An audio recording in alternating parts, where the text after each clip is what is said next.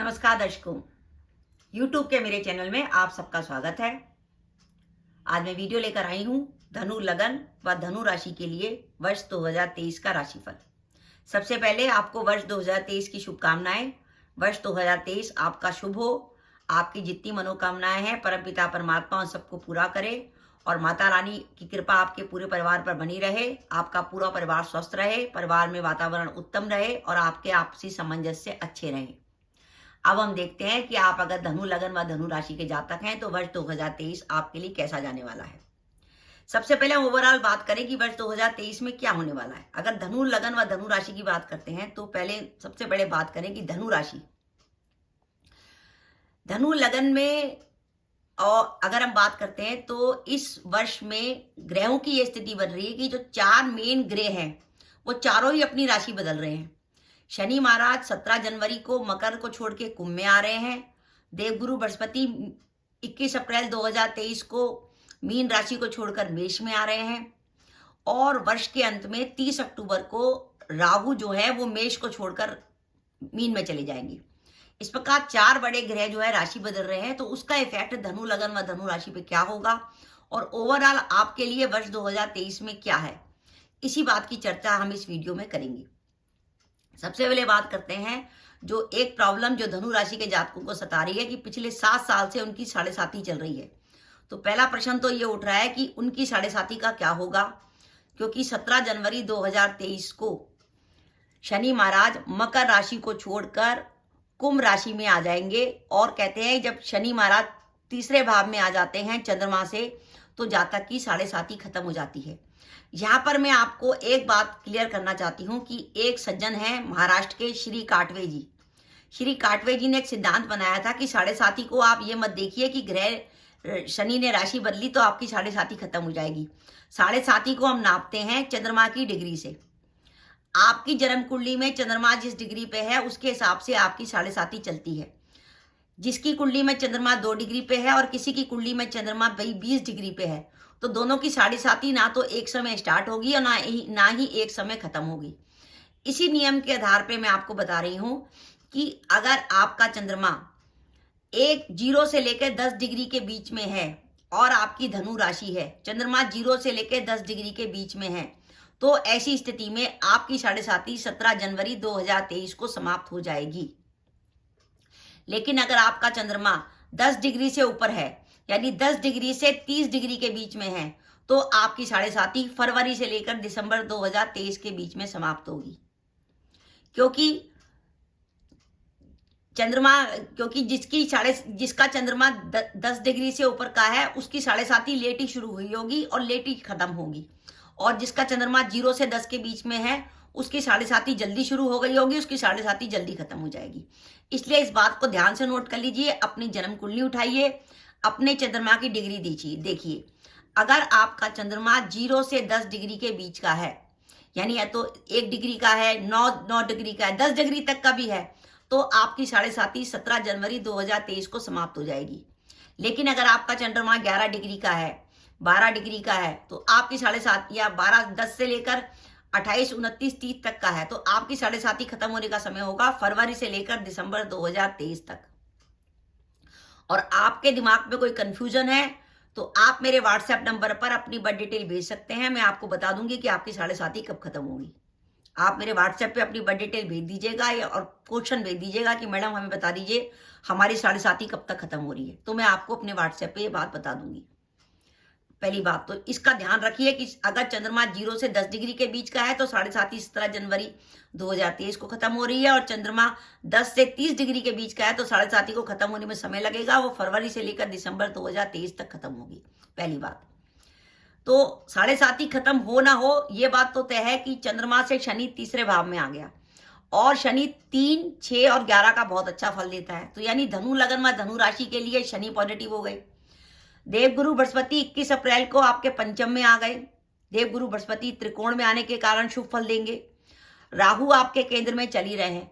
तो मेन देखने की बात यह है कि हम अगर पूरे वर्ष में देखते हैं तो शनि तीसरे भाव में बैठा है जहां का शुभ फल देता है, राहु केंद्र का शुभ फल देता है और गुरु त्रिकोण का शुभ फल देता है।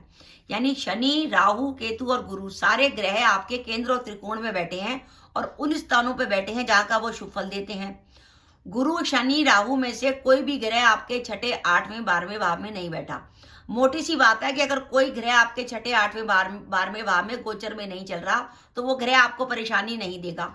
उसकी महादशा या अंतरदशा में आपको परेशानी नहीं होगी, क्योंकि कम से कम वो ग्रह गोचर में खराब नहीं है।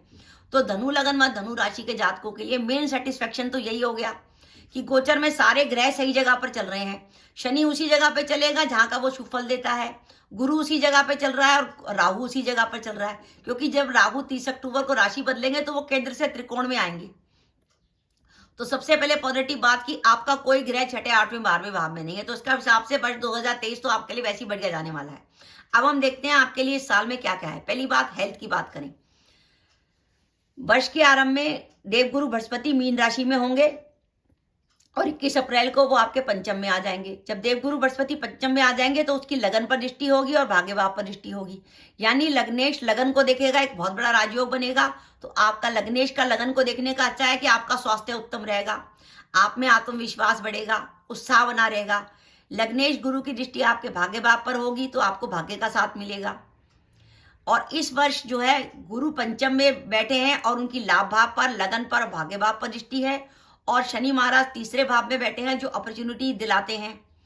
तो ऐसी स्थिति में आपको इस वर्ष कैरियर को लेकर नए अवसर मिलेंगे, क्योंकि इस वर्ष आपकी 7.5 खत्म हो जाएगी, स्टार्टिंग में हो जाएगी नहीं तो अंत तक हो जाएगी। तो ये बात तय है कि अब धनु लगन व धनु राशि के जातकों के लिए वो समय आ गया है कि उनको कैरियर के लिए नए अवसर मिलेंगे। जॉब ढूंढना चाहते हैं, जॉब मिल जाएगी। जॉब बदलना चाहते हैं, जॉब बदल सकते हैं। व्यापार में नया काम कर सकते हैं। जो अपनी विदेश यात्रा करना चाहते हैं उनकी विदेश यात्रा हो सकती है। और जो अपने ट्रांसफर के लिए इंटरेस्टेड है उनके ट्रांसफर की संभावना बन सकती है। और अगर हम पारिवारिक जीवन की बात करें, क्योंकि गुरु पंचम भाव में बैठे हैं, पंचम भाव में गोचर कर रहे हैं और शनि की भी पंचम भाव पर दृष्टि है, तो जो दंपत्ति संतान प्लान करना चाहते हैं संतान प्लान कर सकते हैं। संतान से जुड़ी खुशखबरी मिल सकती है। गुरु पंचम भाव में भ्रमण कर रहे हैं तो विद्यार्थियों के लिए लाभ का समय है, उनका पढ़ाई में मन लगेगा। और जो अपने विवाह के लिए प्रतीक्षा कर रहे थे, गुरु की दृष्टि लगन पर है, ऐसी स्थिति में आपके विवाह की संभावना भी बन सकती है। वर्ष के अंत में एक स्थिति ये बनेगी कि जब राहु जो है इस वर्ष के अंत में एक स्थिति ये बनेगी कि राहु इस बात का संकेत दे रहे हैं कि आपका इस वर्ष जो है स्थान परिवर्तन की भी संभावना बन सकती है, क्योंकि राहु केतु आपके चतुर्थ और दशम भाव पे बैठे हैं जो इस बात का संकेत दे रहे हैं कि इस वर्ष आप स्थान परिवर्तन का डिसीजन ले सकते हैं।